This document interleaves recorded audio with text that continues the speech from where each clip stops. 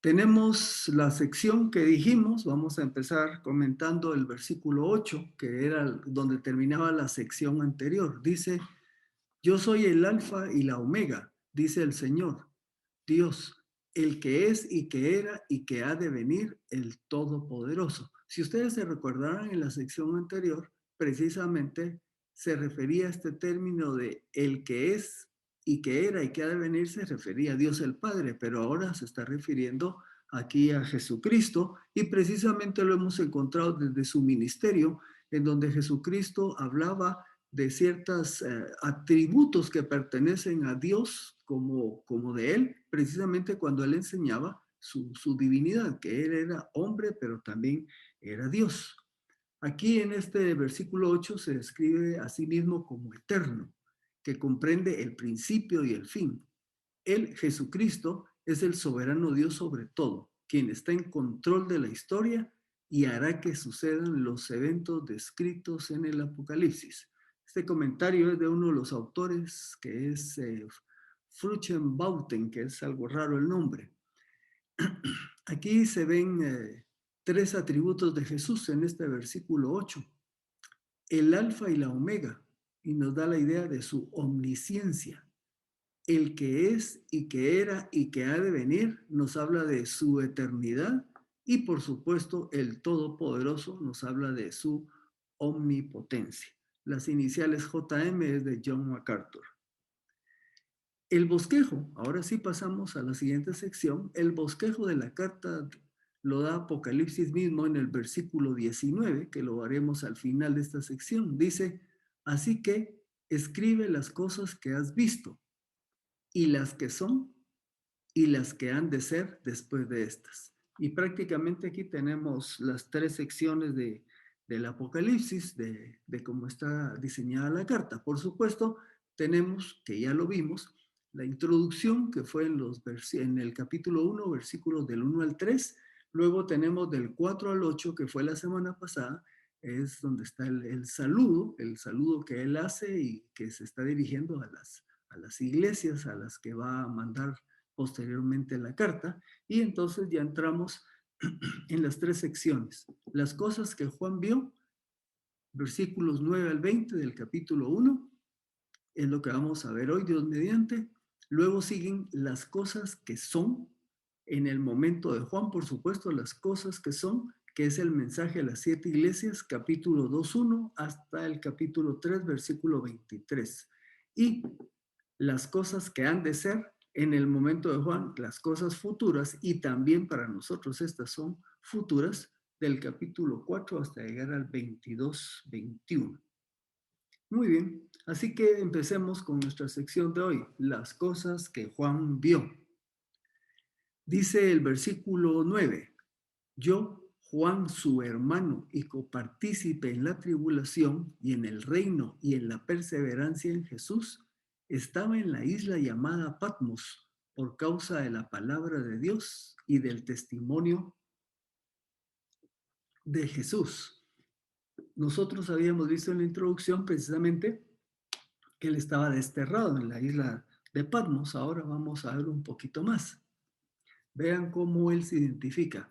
Yo, Juan, su hermano y copartícipe en la tribulación y en el reino. Cuando dice en el reino es porque Juan era creyente y por lo tanto miembro del reino de Dios. Y habla que también es copartícipe, no solo en la tribulación, sino también en la perseverancia en Jesús. Era un creyente que se había mantenido firme en la fe y ustedes recordarán que Juan a estas alturas era el único apóstol sobreviviente. A todos los demás apóstoles prácticamente los habían aniquilado, habían sido muertos por su fe en distintas regiones. Tenemos conocimiento más cercano a través de la tradición cristiana de Pedro, de Pablo, que murieron en Roma, y otros de los apóstoles en distintas regiones a donde se habían ido a predicar. Pero quiero notar aquí algo interesante que puede servirnos incluso para nuestra vida práctica. Pese a quién era Juan, Juan que era apóstol, el apóstol amado de Jesús, Juan que había sido pastor allá en la zona de Éfeso, se identifica solamente como Juan, su hermano. Y creo que aquí es un buen punto para aprender de su sencillez. Me recuerdo que cuando estábamos estudiando en otro grupo acerca de Santiago, el medio hermano de Jesús, él empieza la epístola y dice Santiago a, y se refiere a su audiencia, de nuevo con esa sencillez. Y estoy dándole más énfasis a esto porque vivimos en una cultura donde somos un poco diferentes. Por ejemplo, a veces en las mismas iglesias, cuando va a haber un predicador invitado o alguno de los usuales, a veces lo precedemos con un montón de títulos, ¿verdad? El licenciado, el doctor, el fulano. Hay iglesias donde es doctor y profeta, doctor y apóstol y todo lo demás. Y en la escritura vemos que estos nuestros hermanos pues eran hombres sencillos, ¿verdad? Así que aprendamos de Juan. Dice Juan que es copartícipe en la tribulación. Y recuérdense que para este momento se había desatado una persecución encabezada por el emperador Domiciano. Domiciano empieza en el poder en el año 81 y llega al 96 porque muere. Y en ese periodo fue que Juan fue capturado y lo llevaron a la isla de Patmos en un destierro. Se recuerdan, mencionamos que era una isla penal, ¿verdad? Con unas situaciones muy limitadas de vida. Solo por historia, Domiciano era hermano de Tito. Y si se recuerdan, eso tal vez estudia más en la iglesia que en la historia general, pero Tito fue el general que atacó Jerusalén en el año 70 de la era cristiana. Y Tito fue el que arrasó con Jerusalén, o sea, la ciudad, y fue el que destruyó el templo. Y a partir del año 70, esto es interesante, los israelitas perdieron su identidad nacional porque fueron expulsados de ese territorio y aunque ya en años anteriores, siglos anteriores, habían judíos que habían sido movidos por distintas partes del mundo, con esta acción del general Tito prácticamente desaparece, por así decirlo, el Estado de Israel, no como en nuestros días, pues, pero por lo menos como país, como nación, así mejor, desaparece la nación de Israel.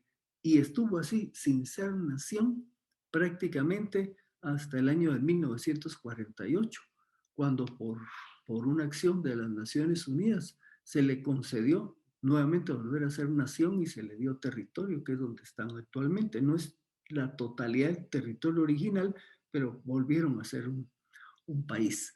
Y este fue Tito, el autor, ¿verdad? Y Domiciano, que era su hermano, que siguió como emperador después de Tito. Domiciano inició una persecución de cristianos que incluso, aunque él estaba en Roma, esta persecución llegó hasta la zona de Asia Menor, que es donde estaba Juan en Éfeso, y fue capturado, por supuesto, y por eso estaba exilado en la isla de Patmos.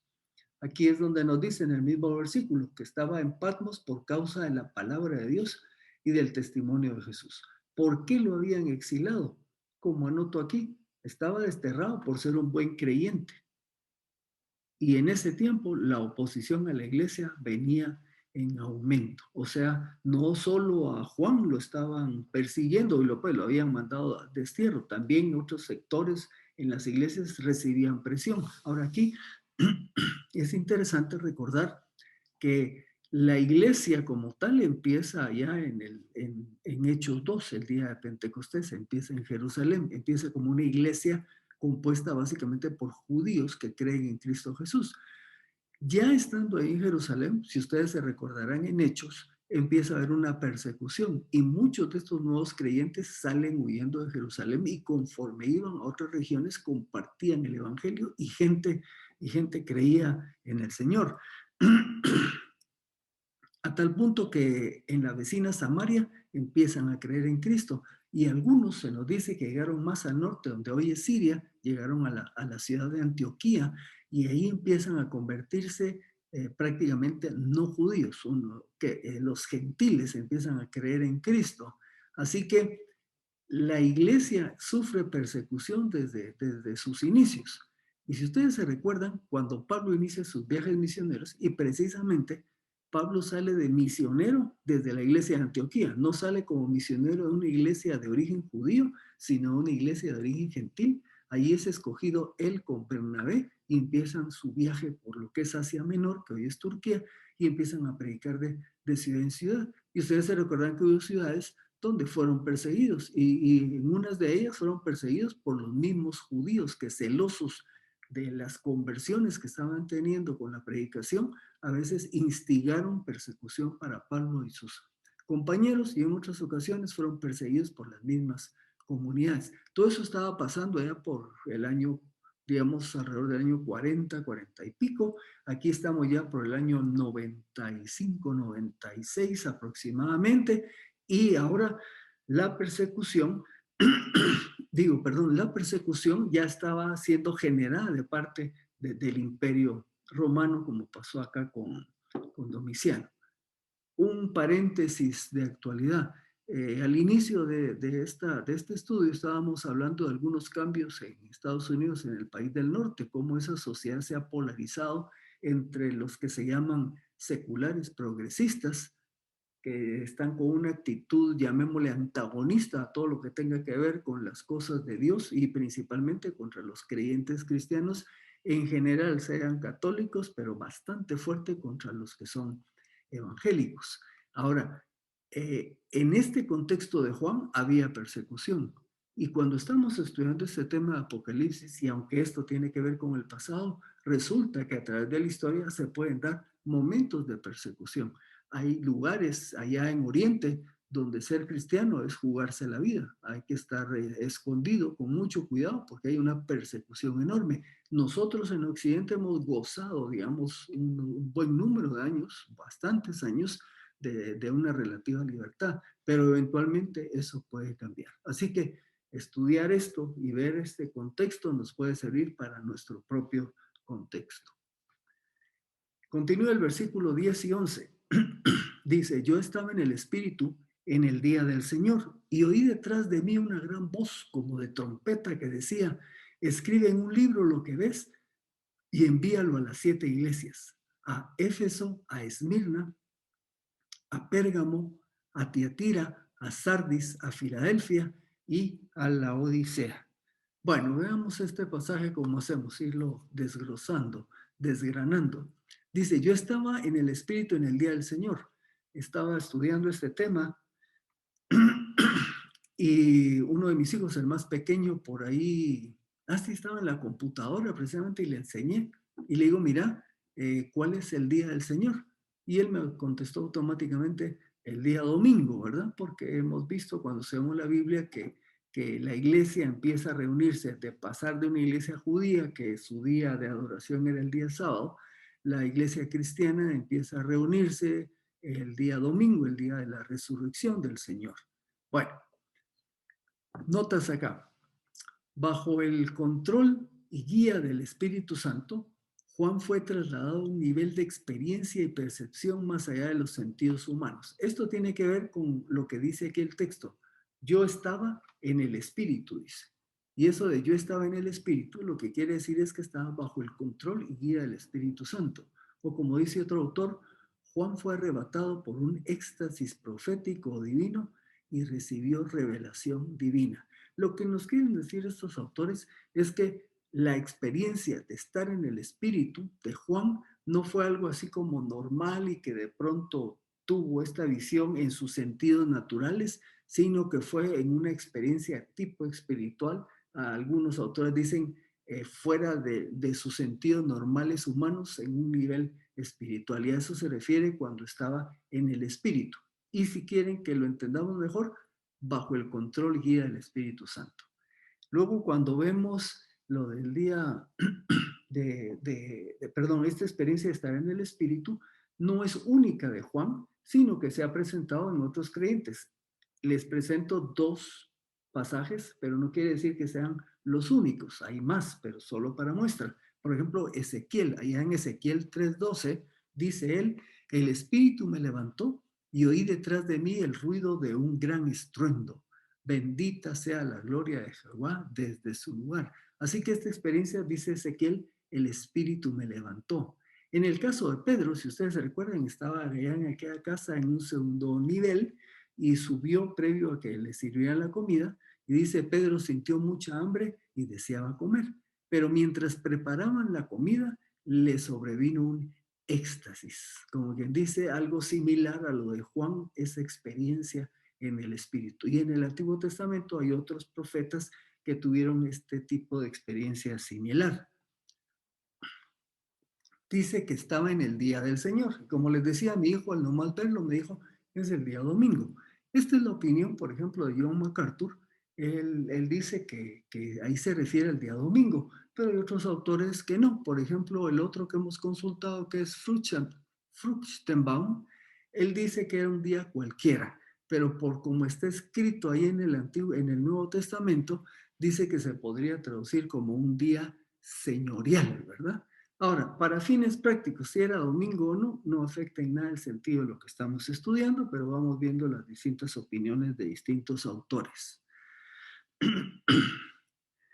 Continúa diciendo Juan, y oí detrás de mí una gran voz, como de trompeta que decía. Si ustedes notan, le puse la palabra como más grandota y entre comillas, porque aquí vamos a ver algo que luego se va a ver en el resto de la carta. Aquí hay un símil. ¿Y qué es un símil? Es la figura literaria en que una cosa o acción o relación se representa como semejante a otra cosa no similar. ¿Y cómo lo hace? Empleando las palabras como, así, semejante. Y le puse un ojo porque quiere decir ojo. Pues póngale atención y va a ver que vamos a ver los versículos que vienen y a través del libro y vamos a encontrar que se nos dice era como, era semejante a, y lo que está usando aquí es una figura literaria que se llama símil. Esto es importante entenderlo porque hablamos de que estamos con un enfoque literal, gramático, histórico, pero ese enfoque reconoce que en el lenguaje hay figuras literarias y las figuras literarias, para interpretarlas, se debe entender que son figuras del lenguaje. Muy bien. ¿Qué más le dice esa voz que parece como de trompeta? O sea, no es una trompeta, sino una voz como que parecía el sonido de. ¿Qué le dice? Bueno, escribe en un libro lo que ves. Me llamó la atención, busqué la palabra libro, ¿verdad? Porque para nosotros, si pensamos en la palabra libro, pues quizás vamos a pensar en la imagen que tienen en su derecha. La palabra es biblión y sí puede traducirse como libro, pero también puede traducirse como papel, como rollo, como pergamino. Yo les mandé en el chat, perdón por los que todavía no tienen contacto con el chat, pero ahí les mandé un link en donde se habla de los materiales en que fue escrita la Biblia, tanto en el Antiguo como en el Nuevo Testamento. Y entonces, como ustedes pueden ver ahí a su mano izquierda, perdón, pues teníamos la opción de que estos escritos estuvieran en un rollo, ¿verdad? Así como su nombre lo indica, pues era un rollo y para irlo leyendo se iba desenrollando de un lado y enrollando del otro lado. Pero también podía estar en forma de códice. Esto es equivalente al libro actual, que eran hojas así impresas ya sea de uno o los dos lados y eran cosidas aquí en la base. Quizás algunos de nosotros que somos adultos contemporáneos todavía se acordarán que los libros de antes pues venían cosidos, ¿verdad? Con hilo en cuadernillos. Ya después vienen pegados y otras maneras. Los materiales más usados de aquel tiempo era papiro, pergamino o vitela, ¿verdad? Ahora, el papiro, si ustedes se recuerdan, yo creo que sí lo estudiamos en la escuela y en el colegio. El papiro era una planta que crecía ahí por la zona de Egipto y en otros sectores y lo producían como se hace el papel, ¿verdad? Machacándolo y todo hasta producir la clase de hoja. El pergamino era piel de animales y la vitela también era una piel específica creo que era de ternera, pero le echaban un color especial y ya sobre ella escribían, utilizaban unos punzones y usaban una mezcla de carbón y a veces con otros ingredientes para hacer la tinta. Por cierto que también escribían sobre barro, sobre cera, etcétera, pero estos son los más comunes en lo que se refiere a las escrituras. Bueno, este solo es conocimiento cultural, pero la orden que recibe Juan es que escriba en un libro lo que ve. O sea, él escribe porque se le dio la instrucción clara de que así tenía que hacerlo. Muy bien, ahora vamos a ver aquí perdón, me fui un poquito adelante. Dice, escribe en un libro lo que ves y envíalo a las 7 iglesias. En el versículo 4 vimos que tenía que escribirle a las 7 iglesias, pero aquí ya nos da el nombre, ¿verdad? Éfeso, Esmirna, Pérgamo, Tiatira, Sardis, Filadelfia y la Odisea.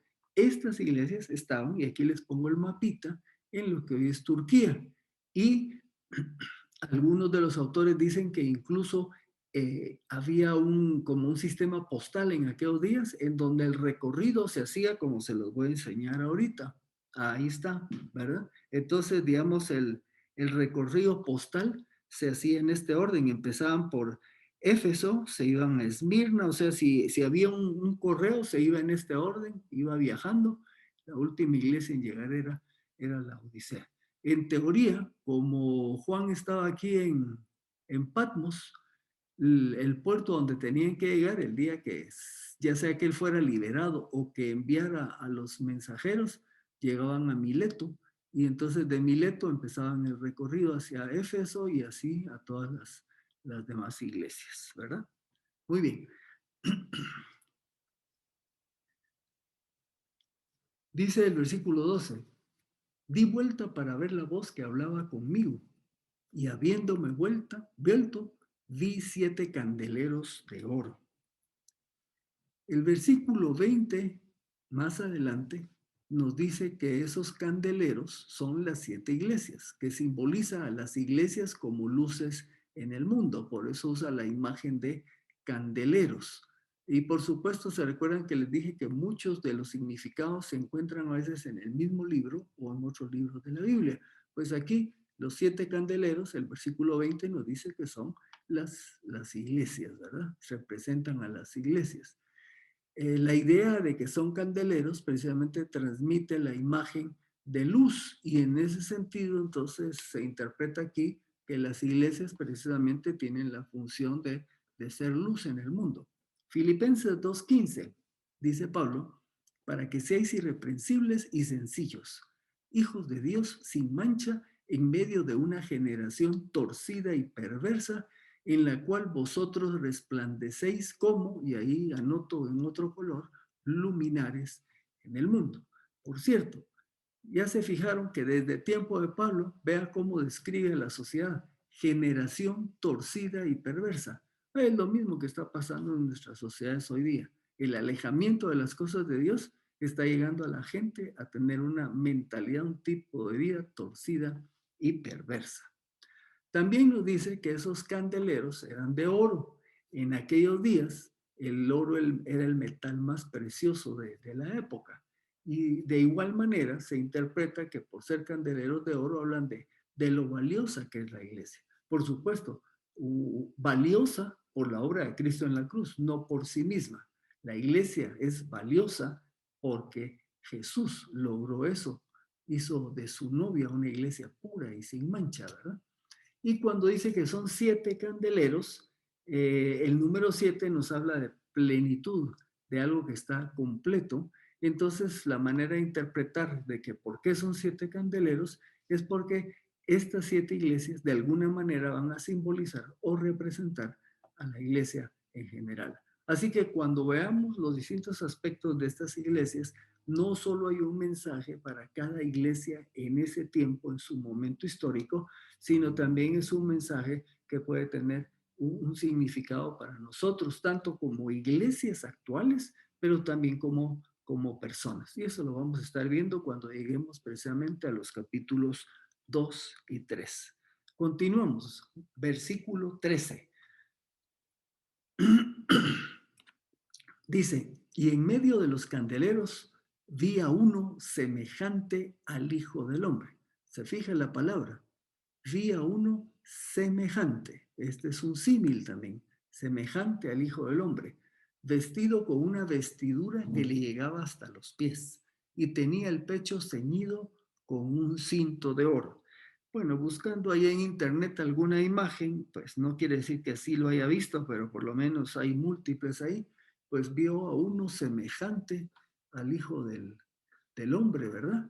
Y dice que está en medio de 7 candeleros de oro. Aquí entonces tenemos esta imagen, describe que tenía esa túnica larga, que tenía ese cinto de oro, que tenía 7, bueno, vamos a ver que tiene 7 estrellas en la mano, el pelo blanco, ¿verdad?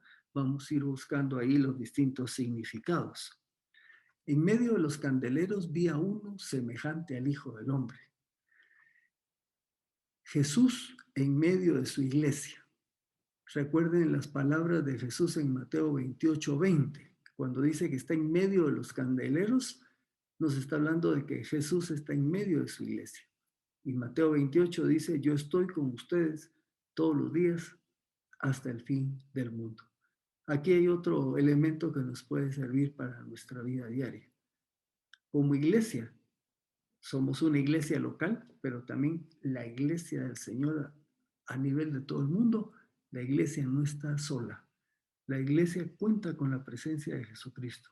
Jesucristo está en medio de su iglesia en donde quiere que esté esta iglesia. Hay iglesias que están pasando momentos difíciles, pero no están solas. ¿Por qué? Porque Jesús está en medio de su iglesia. Y esta imagen que vio Juan nos está recordando la realidad de que Jesús no ha dejado sola a su iglesia y hay múltiples pasajes que nos hablan de eso, ¿verdad? Luego, cuando se refiere que vio a uno semejante al Hijo del Hombre, evoca o nos trae la idea, la imagen allá de Daniel 7:13.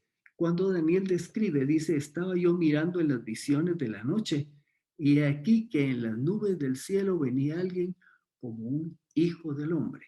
Usted sabe que esta frase también la usaba Jesús cuando él decía, el Hijo del Hombre no ha venido para esto, sino ha venido para lo otro. Y él mismo se refería a él mismo como el Hijo del Hombre. Aquí puede tener varios significados. Cuando Jesús se refería en este sentido, estaba haciendo notar que era precisamente su humanidad, la parte como hombre Dios, enfatizando la parte como hombre. Pero cuando lo vemos aquí en Daniel, está enfatizando su divinidad. Cuando se presenta ahí en Daniel, esta frase hijo del hombre está hablando de la divinidad de Jesús. Y esta es la imagen que también se le presenta aquí a Juan y que lo describe como tal. Dice el versículo que estaba vestido con una vestidura que le llegaba hasta los pies y tenía el pecho ceñido con un cinto de oro. Muy bien, vamos a ver algo. Comentaba al inicio con una de las hermanas que al estar estudiando este tema, de pronto uno se encuentra con que algún autor opina de una manera y otro opina de otra manera. Pues bien, en algunas ocasiones, como lo estoy haciendo ahorita, pues les voy a enseñar las dos posturas, pero por lo que van a ver, no es un gran problema que haya una postura diferente a la otra. Ustedes van a tener aquí, de este lado, la postura de John MacArthur y de este lado, la de Arnold Fruchtenbaum. Bueno, ven el mismo versículo, ¿verdad? Y miren cómo lo mira John MacArthur. Dice, aquí la ropa describe a Cristo en su función de gran sumo sacerdote de su pueblo. ¿Y por qué opina que es esa función como sacerdote? Porque estaba ceñido por el pecho con un cinto de oro que respalda esta interpretación, ya que el sumo sacerdote en el Antiguo Testamento usaba ese cinto. Estos versículos de Éxodo 28:4 y Levítico 16:4 están describiendo la vestimenta del sacerdote y ambos mencionan que usaban un cinto. Por cierto que ahí no dice que fuera de oro, solo que el sumo sacerdote usaba un cinto. Así que en este sentido, John MacArthur interpreta que lo que se presenta aquí es Jesús en su función de sumo sacerdote. Pero este otro, Arnold Fruchtenbaum, él lo ve de otra manera y él dice lo siguiente, vamos de este lado. El Mesías tiene 3 oficios, dice, profeta, sacerdote y rey. Por cierto, él lo describe así. Cuando Jesús estuvo en su ministerio público, presente en esos 3 años, ejerció su función de profeta, ¿verdad? Hablando las palabras de Dios. Luego de su muerte y resurrección y durante todo el periodo que ha vivido la iglesia, Jesucristo ha estado ejerciendo su función sacerdotal, ministrando e intercediendo delante de Dios en favor de los creyentes, en favor de su iglesia. Y la función de rey es la futura. Cuando él regresa a establecer su reino, entonces tendrá su oficio de rey. Bueno, este autor ve que en esta imagen considera que es la visión que tuvo Juan y es como que un rey que viene a juzgar. Así que este autor dice que Jesús en medio de las iglesias está listo para salir a juicio, porque precisamente van a ver que en el Apocalipsis hay juicio tras juicio tras juicio durante todos los capítulos que veremos más adelante. Bueno, una pregunta. ¿Qué problema hay si pensamos que tiene una función de sacerdote o de rey? A la hora de interpretar esta parte, yo no le veo ningún problema. Con cualquiera de las dos podemos trabajar, no nos afecta significativamente cualquiera de estos dos abordajes. Pero se los presento porque esta es la realidad de cuando se estudian no todos los libros de la Biblia, pero algunos en donde hermanos de la misma tendencia teológica y bíblica a veces interpretan de una u otra manera, y esa es una realidad. Entonces yo aquí solo les presento esas dos posturas. ¿Cuál es la correcta? ¿Cuál es la incorrecta? No necesariamente se puede decir. Yo anoté lo siguiente. Dice, si vemos el panorama de Daniel 7:14, y cito ahí la parte donde dice, entonces le fue dado el dominio a este hijo del hombre, ¿verdad? Le fue dado el dominio, la majestad y la realeza. Todos los pueblos, naciones y lenguas le servían. Su dominio es dominio eterno que no se acabará y su reino uno que no será destruido. Esta es la imagen que tuvo Jesús allá con Daniel. Entonces parecería que pues esta imagen que estamos viendo con Juan apunta más a su imagen ya como rey que retorna precisamente para ejercer ya su poder y su dominio. Pero, ok, no hay problema. Muy bien. Se nos sigue describiendo a este que es como hijo del hombre. Dice que su cabeza y sus cabellos eran blancos como la lana blanca, como la nieve. Luego nos agrega, y sus ojos eran como llama de fuego. Sus pies semejantes al bronce bruñido, ardiente como en un horno. Su voz era como el estruendo de muchas aguas. Solo en este versículo hay un montón de comparaciones, ¿verdad? Así que vamos a ir viendo qué puede significar. Su cabeza y sus cabellos eran blancos como la lana blanca, como la nieve. Este es otro autor que aquí abajo coloco SK, Simon Kistemaker.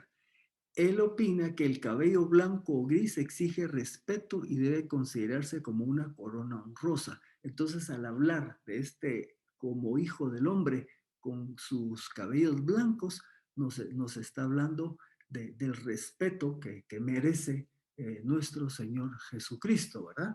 Ahora, cuando se mira Daniel 7:9, Daniel está teniendo también una visión, y esto está en la columna derecha, dice Daniel 7:9, estaba mirando hasta que fueron puestos unos tronos y se sentó un anciano de días. Su vestidura era blanca como la nieve y el cabello de su cabeza era como la lana limpia. Su trono era como llama de fuego y sus ruedas de fuego ardiente. Muy bien. Aquí otro autor opina que esta imagen de cabellos blancos lo que está haciendo es evocando esta cita aquí en Daniel y lo que nos está diciendo es que este hijo del hombre nos está hablando de su divinidad, porque aquí en Daniel 7:9 pues nos está hablando de Dios, ¿verdad? El anciano de días.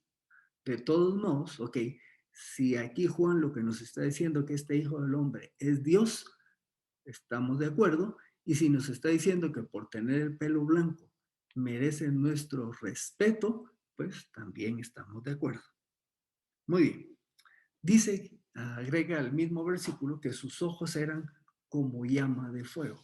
Aquí estos dos autores, MacArthur y Kistemaker, coinciden en que sus ojos eran como llama de fuego, coinciden en que se refiere a la mirada penetrante de Jesucristo. O sea, No hay nada que se escape de su vista.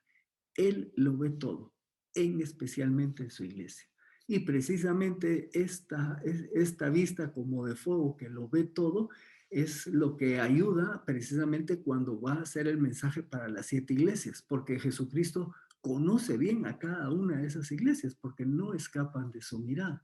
Y si lo traigo a nuestros tiempos, también tenemos que reconocer que nosotros como iglesia local estamos ante los ojos del Señor Jesús y a Él no se le escapa nada. Él nos está viendo como iglesia, pero también nos está viendo como individuos. Entonces creo que esto nos debe motivar a que estando ante los ojos del Señor, que busquemos que nuestra vida pues cada día camine más en pos de lo que a Él le agrada. Se nos agrega los pies candentes, ¿verdad? Se refiere, aquí un autor dice, los pies candentes y resplandecientes del Señor Jesucristo lo describen moviéndose entre la iglesia para ejercer su autoridad de castigar, listo para hacer llegar dolor correctivo si se necesitara a los cristianos que pecan. Ok, aquí vamos a ver fíjense que son los mismos dos autores que en la sección anterior coinciden con lo que pueden significar los ojos. Estos mismos dos autores en los pies como de bronce bruñido tienen dos opiniones diferentes.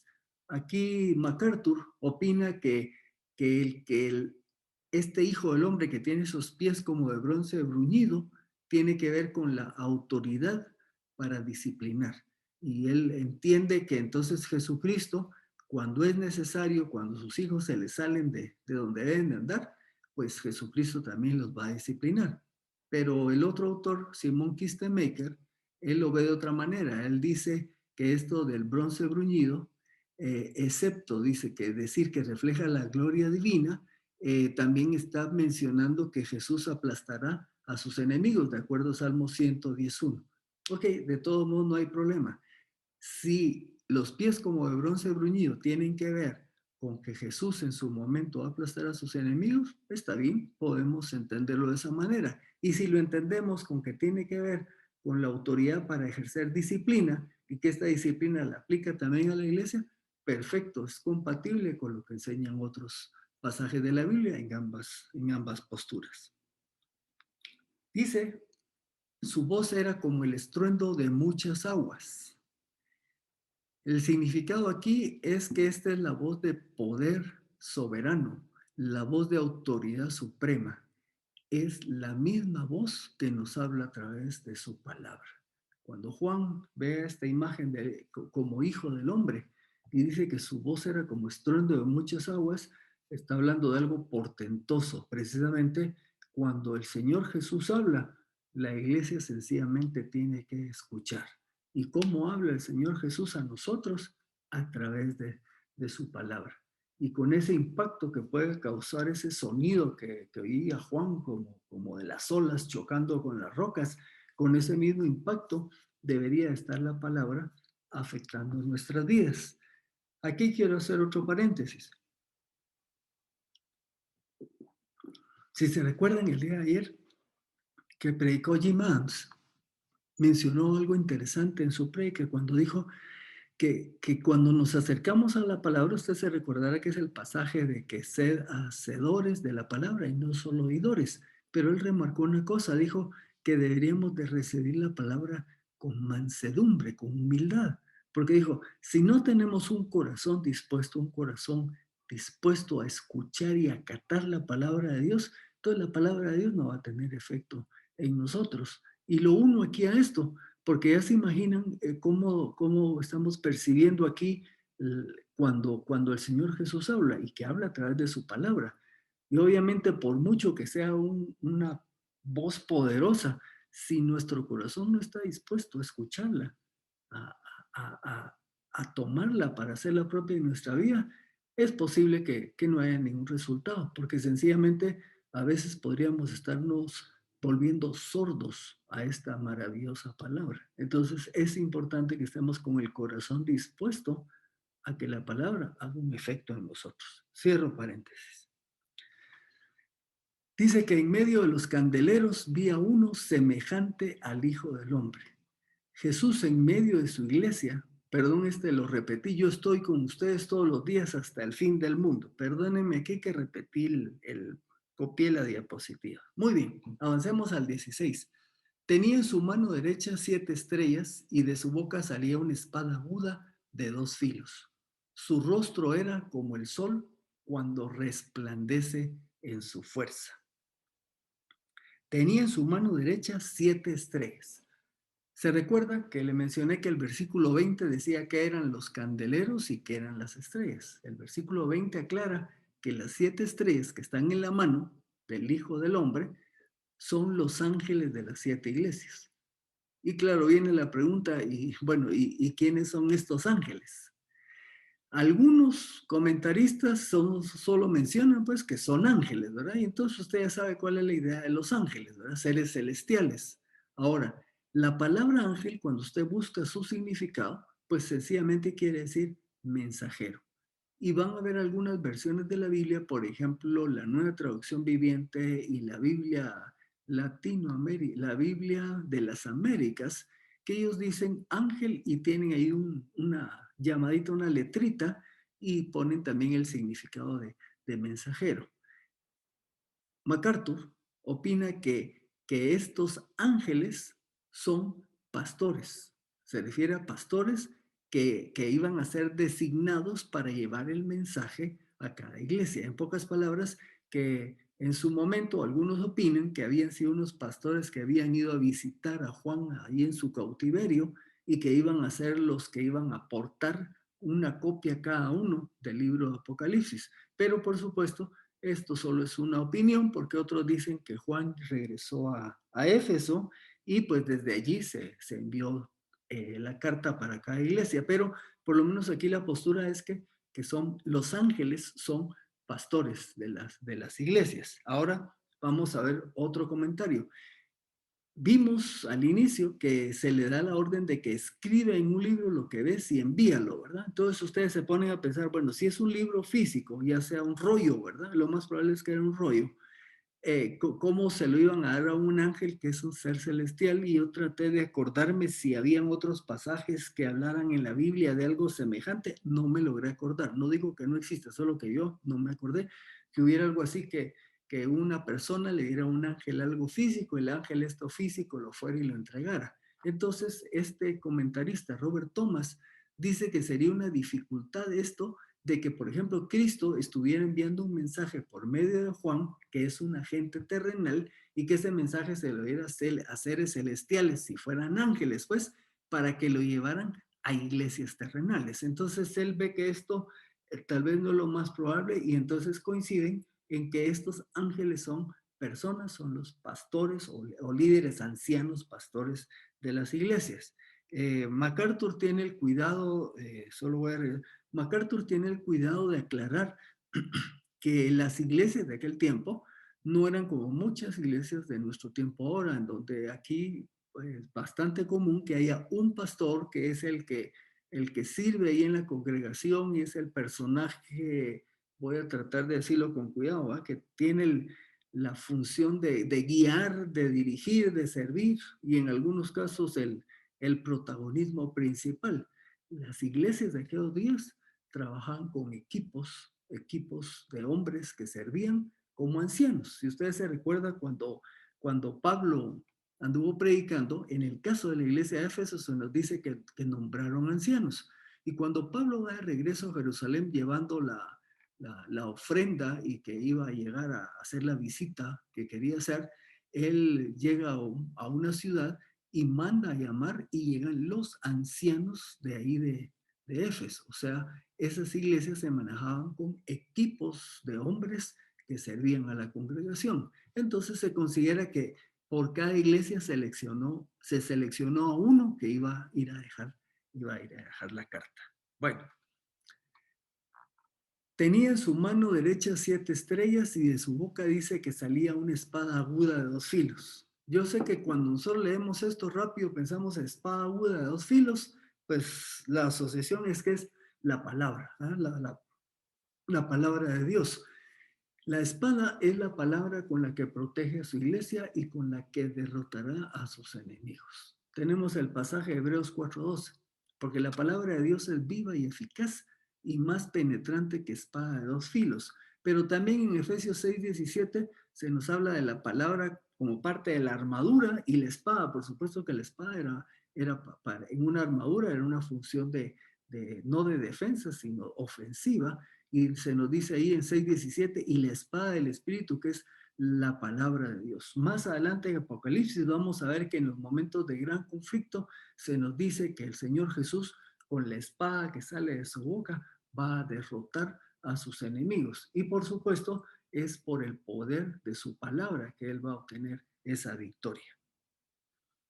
Su rostro era como el sol cuando resplandece en su fuerza.